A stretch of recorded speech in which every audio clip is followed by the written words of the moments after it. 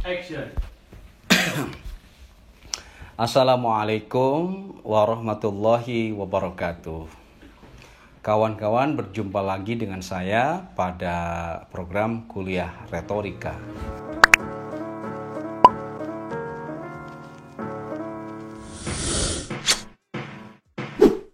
Sebelum saya mencoba mengurai jelaskan topik yang akan kita diskusikan, mohon bantuannya untuk like, komen, share, dan sedekah subscribe-nya agar kita bisa bertahan memberikan informasi-informasi yang dibutuhkan oleh kawan-kawan semua.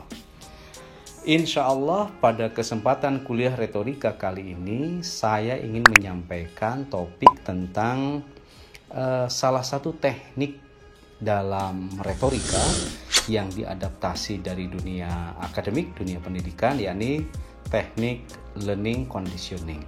Oke.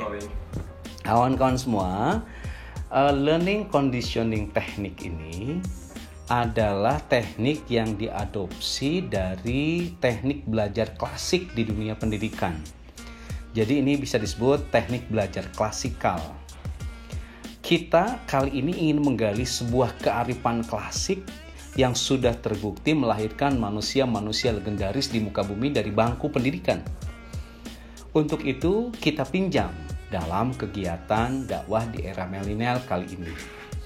Asumsi dasar dari teknik ini begini. Sebuah kegiatan ceramah, sebuah kegiatan pidato, sebuah kegiatan tabligh, sebuah kegiatan dakwah ibarat proses belajar mengajar yang menghajatkan pengkondisian suasana sebelum kegiatan belajar itu dimulai. Jadi begini, sebelum kegiatan dakwah, ceramah, tabligh, khutbah dimulai, itu diperlukan dulu semacam pengkondisian. Nah, pengkondisian suasana dakwah sangat penting dilakukan untuk efektivitas bahkan untuk keberhasilan dakwah. Jadi dakwah akan berhasil, dakwah akan efektif jika terlebih dahulu dilakukan proses pengkondisian. Nah, pengkondisian suasana dakwah ini sesungguhnya harus dilakukan oleh semua unsur yang terkait dalam kegiatan dakwah. Jadi pengkondisian suasana dakwah bukan hanya sesuatu yang harus dilakukan oleh mubalik atau penceramah, tetapi harus dilakukan oleh semua unsur yang terkait.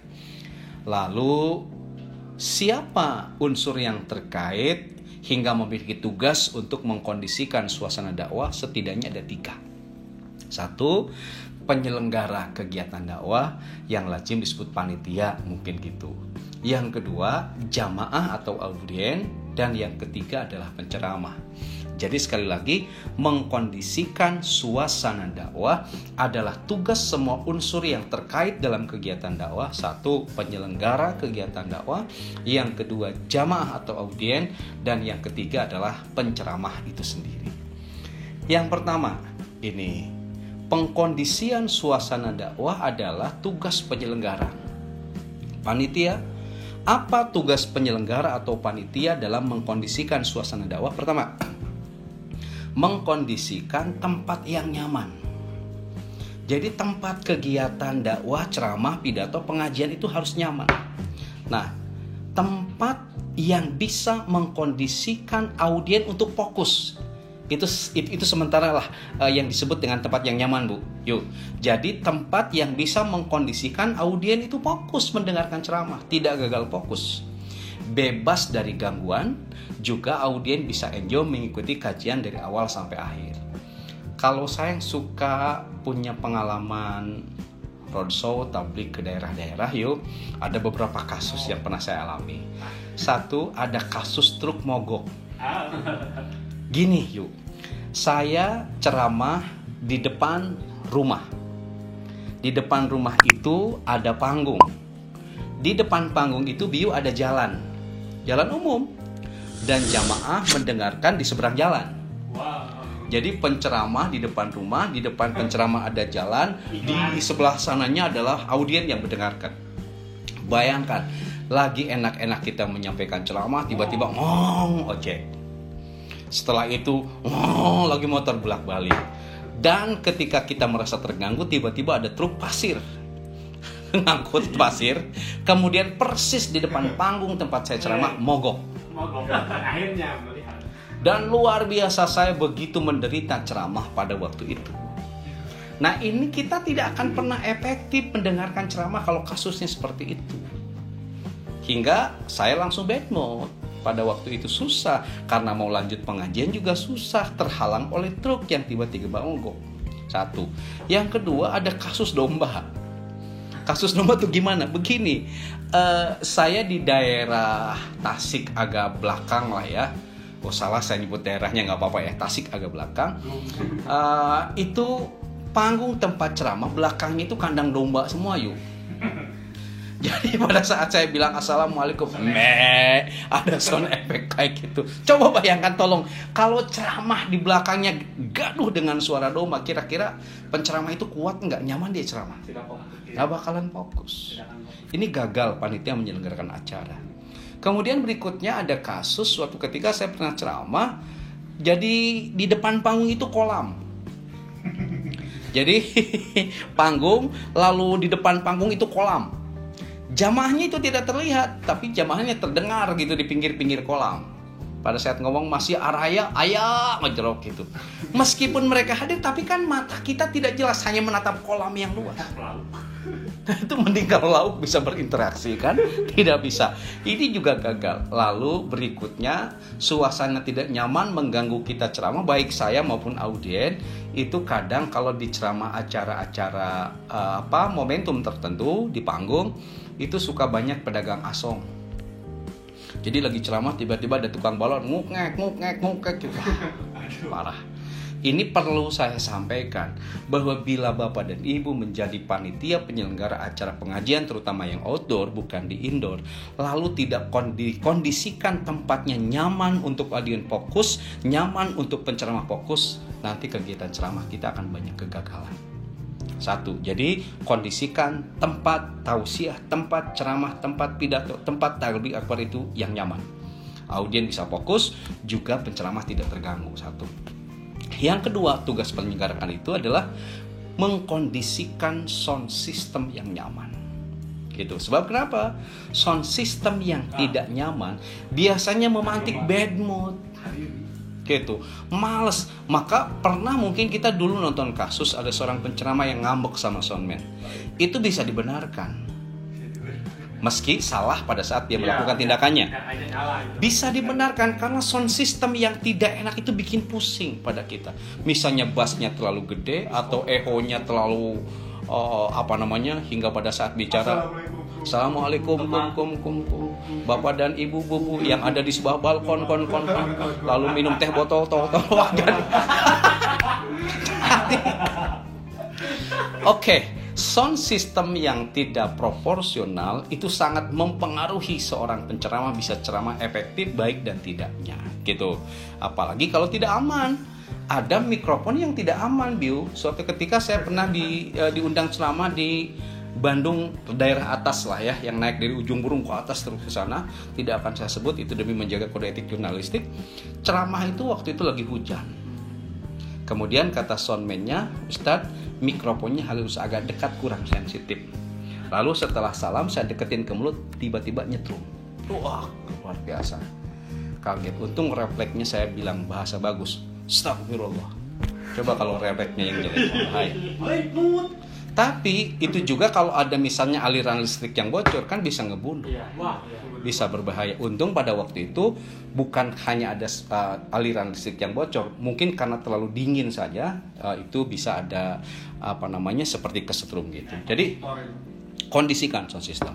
Lalu tugas panitia penyelenggara juga mengkondisikan properti yang pas, seperti mimbar misalnya. Kursi, meja, proyektor kalau memang mau pakai infocus. Lalu prinsip penyediaan properti tersebut sama juga harus nyaman. Contoh, dulu saya lagi kecil pernah diundang ceramah lagi kecil. Tapi panitia tidak menyediakan properti yang nyaman. Sayanya semampai, semeter tak sampai, mimbarnya tinggi. Jadi terbayang kata bote kan gitu. Nah, ini masih suka terjadi sekarang ya. Ini mohon diperhatikan. Kemudian kursi juga menyesuaikan dan lain sebagainya. Oke lah, paling tidak dalam learning conditioning ini penyelenggara kegiatan ceramah, tabligh, pidato, dakwah dan lain sebagainya, kondisikan tempat yang nyaman, kondisikan sound system yang nyaman, dan kondisikan properti yang lainnya juga yang sama nyaman. Satu. Yang kedua, mengkondisikan suasana ceramah bukan hanya tugas penyelenggara tetapi juga tugas audien, tugas jamaah.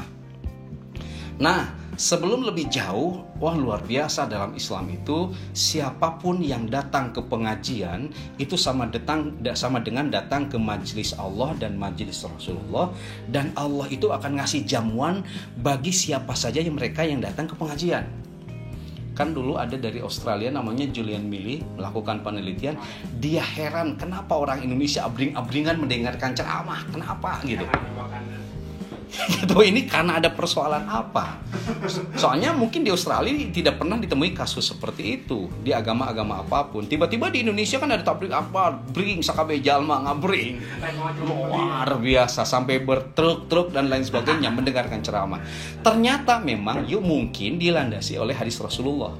Kata Rasulullah begini, wa majtama'a qaumun fi baitin min buyutillah, tidaklah suatu kaum berkumpul di rumah Allah dalam hal ini masjid. Apa yang dilakukan? Yatluna kitab Allah, mereka membaca kitab Allah, membaca ayat Al-Quran, kemudian wa yatadarasunahu bainahum, kemudian mengkaji ayat suci Al-Quran itu. Satu, kata Allah, illa nazalat alaihim syakinah, Allah akan menurunkan pada hati mereka ketenangan. Satu. Yang kedua, wa ghasyiyatuhumur rahmah, Allah akan menurunkan malaikat rahmah gitu, atau Allah akan menyelimuti orang itu dengan rahmat.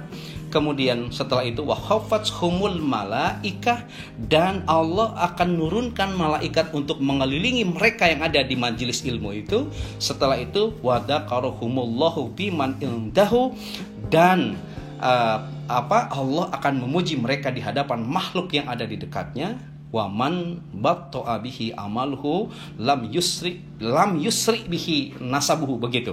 Jadi barang siapa yang kurang amalannya, maka nasabnya tidak akan mengangkatnya. Maksudnya begini, meskipun dia keturunan ulama, tapi kalau tidak ada di majelis ilmu, dia tidak akan mendapatkan jamuan-jamuan yang tadi. Maka jika audien misalnya, luar biasa audien itu jaminannya kalau datang ke majelis ilmu. Nanti kita uraikan kembali. Yang kedua, ada pertanyaan begini, apakah posisi majelis ilmu selain masjid itu juga sama utamanya? Misalkan kalau tadi hadisnya itu untuk masjid, wa man istama'a qaumin fi baitin min buyutillah, tidaklah berkumpul suatu kaum di salah satu rumah Allah yaitu masjid. Nah pertanyaannya, bagaimana dengan madrasah dan tempat-tempat lain yang dijadikan majelis ilmu? Apakah itu mendapatkan keutamaan? Insya Allah juga mendapatkan keutamaan dengan dasar hadis yang diriwayatkan Imam Muslim dengan lafaz la yaqudu qaumun yadhkurunallaha azza wa jalla, tidaklah duduk suatu kaum berzikir kepada Allah azza wa jalla illa khaffathumul malaikah, kecuali para malaikat akan mengelilinginya, wa ghasyiyatuhumur rahmah, rahmat menyelimutinya, wa nazalat aimus sakinah, kemudian diturunkan ketenangan pada mereka, wadarrahumullahu biman indahu, serta Allah memujinya di hadapan makhluk yang berada di sisinya. Jadi sama saja baik yang di masjid maupun yang di madrasah ataupun yang di lapangan, asal majelisnya majelis ilmu, itu audien diberi keutamaan satu, as-sakinah, ketenangan. Mereka tenang gitu, dijamin oleh Rasulullah. Wa ghasyiyatuhumur rahmah, diselimuti oleh para malaikat. Jadi mereka yang sedang taklim itu, meski tiris, meski dingin gitu, itu diselimuti oleh para malaikat. Setelah itu wa khafathumul wa ghasyiyatuhumur rahmah, diselimuti rahmah. Yang ketiga wa khafathumul malaikat, dikelilingi oleh para malaikat gitu. Kemudian berikutnya wa dzakarakumullahu fiman indahu, Allah memuji dan memberikan pahala di hadapan para malaikatnya. Luar biasa. Wa man batta'a bihi amaluhu lam yusri bihi nasabu, siapa yang kurang amalannya tidak akan mencapai martabat orang yang beramal sempurna walau memiliki nasib ulama. Jadi bukan nasib, nasab ulama. Jadi meskipun anak ulama, tapi kalau tidak datang ke majelis ilmu tidak akan dapat keutamaan itu. Jadi audien luar biasa. Oke kawan-kawan, nanti kita akan lanjut setelah kumandang adzan berikut ini.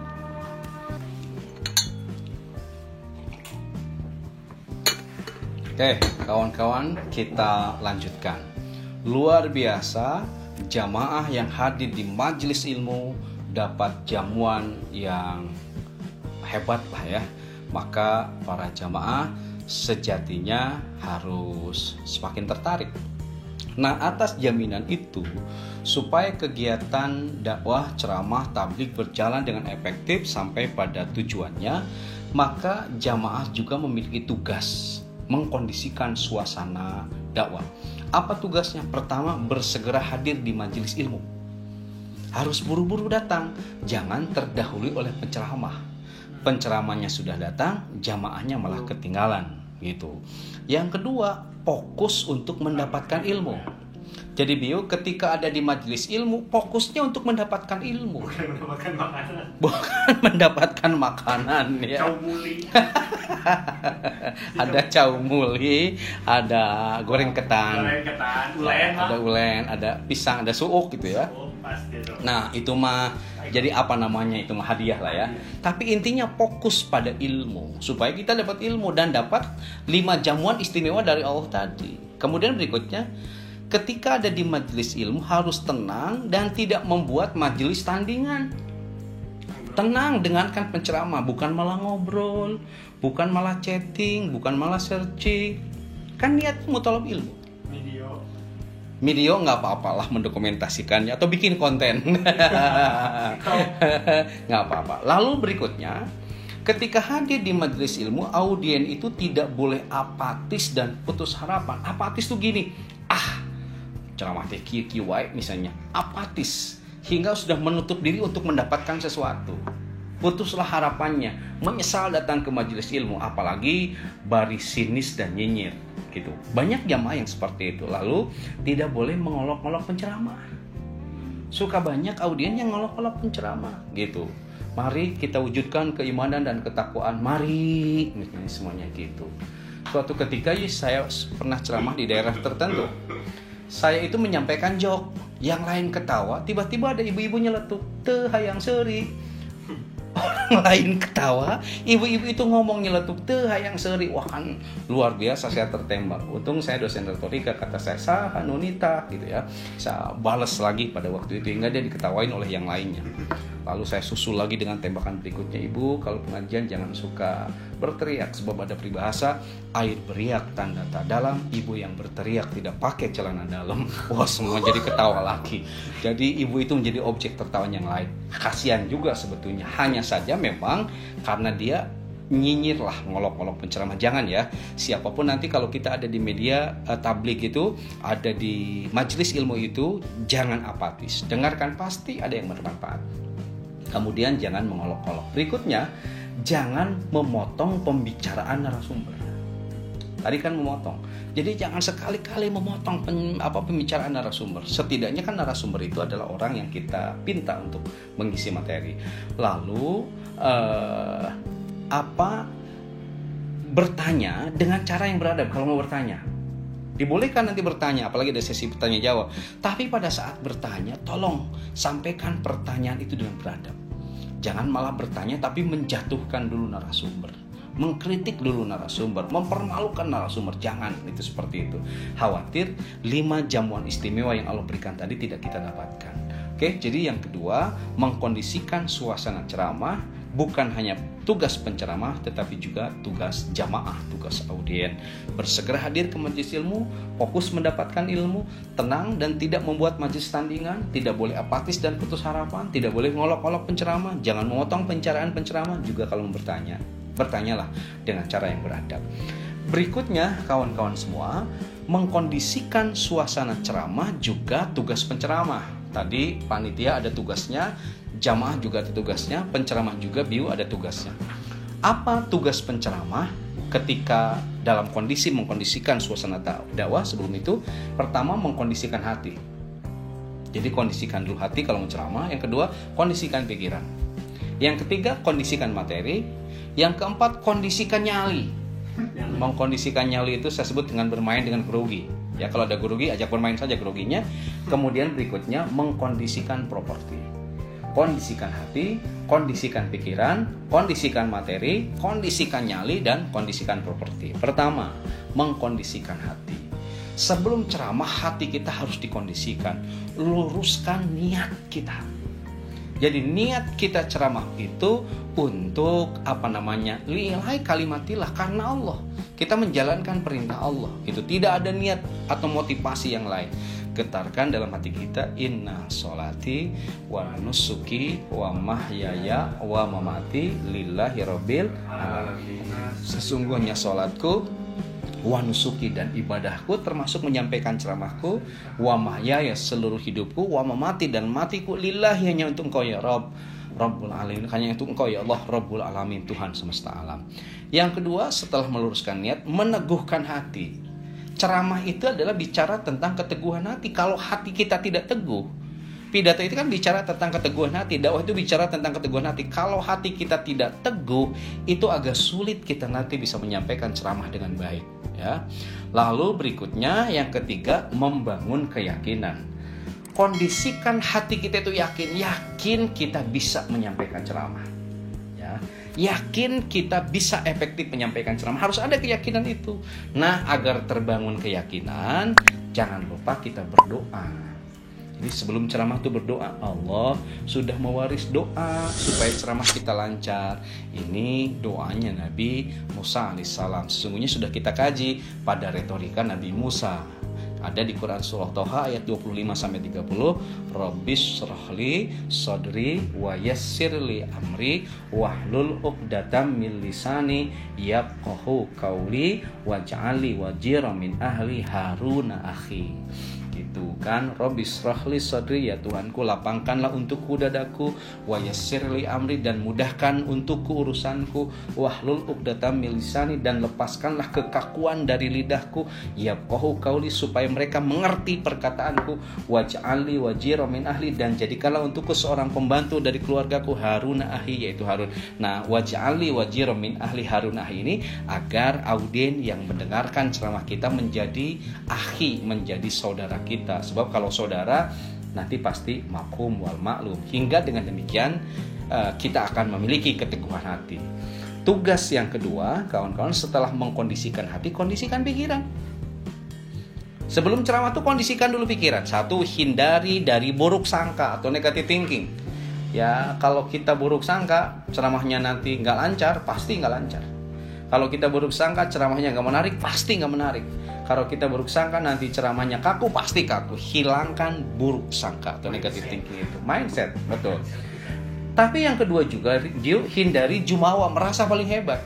Jangan sampai ketika mau ceramah tuh merasa paling hebat. Hingga kita naik ke panggung membawa beban sebagai orang hebat. Tiba-tiba nanti kalau ada accident, bisa jatuh, ya beratlah nasib kita. Yang ketiga, hindari overconfident, percaya diri berlebihan. Percaya diri boleh, tapi berlebihan mah jangan, sebab nanti jadi lebay. Lalu yang keempat, hindari hasrat ingin dipuji.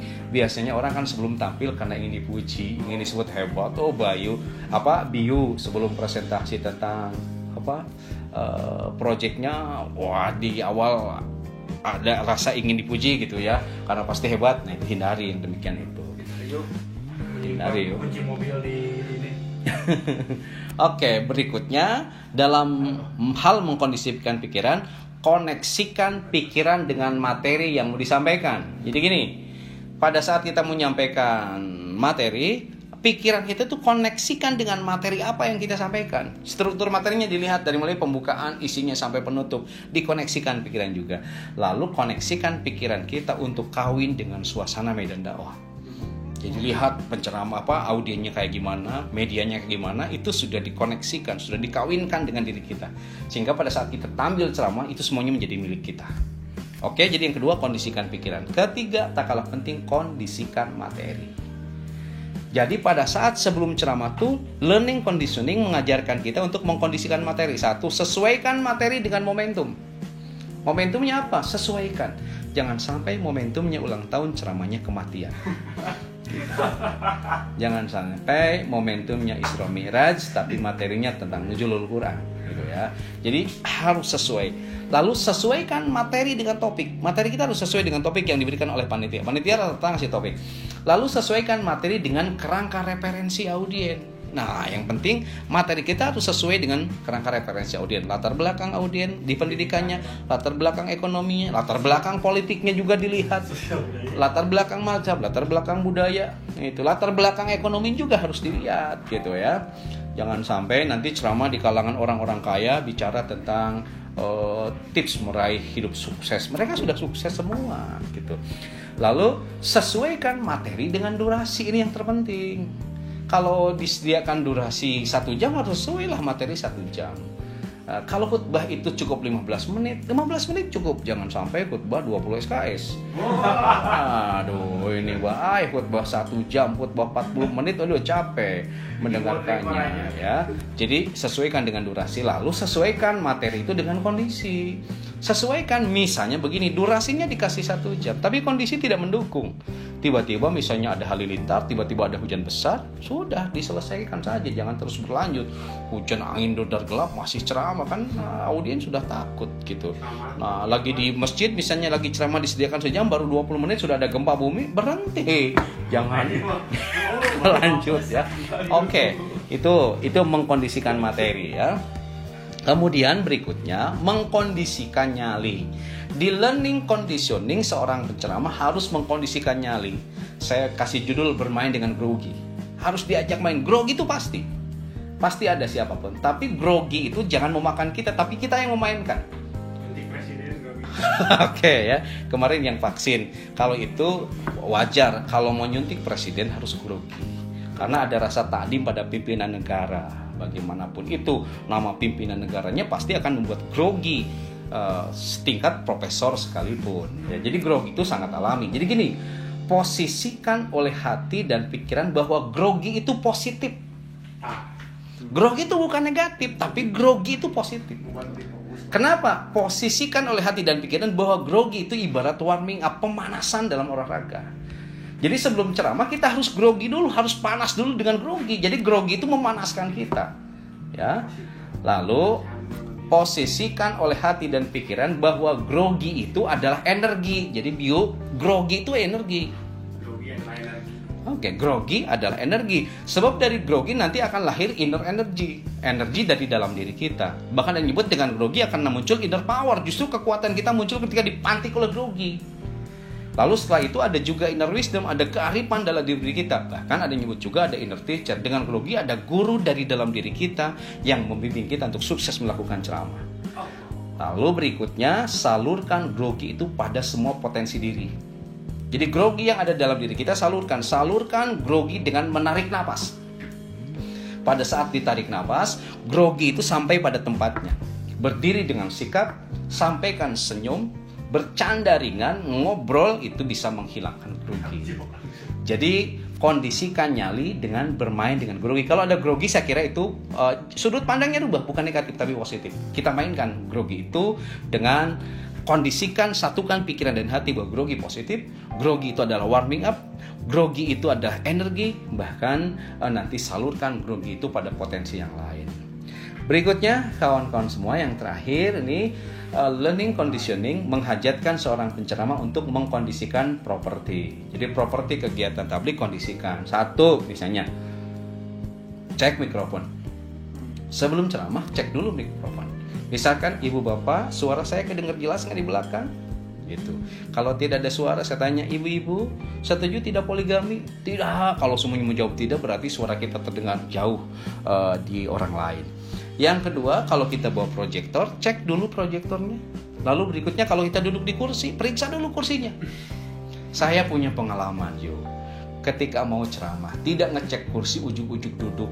1, karena waktu itu musim hujan, pada saat duduk kursinya basah. Pada saat duduk saya pakai kain sarung, basah. Setelah basah gitu mau berdiri malu kan, khawatir terlihat basah seperti ngompol. Duduk terus-terusan di kursi yang basah, masuk angin, habis ceramah mules. Jadi yakinkan ketika mau duduk di kursi, lihat dulu apakah kursi itu basah atau kering. Kalau nyaman kering, duduklah. Yang kedua, ada teman saya pernah duduk karena positive thinking, kursi itu tidak ada apa-apa, tiba-tiba kata dia ketika saat duduk ada jarum pentul. Serius, sehingga dia menjerit pada saat duduk itu.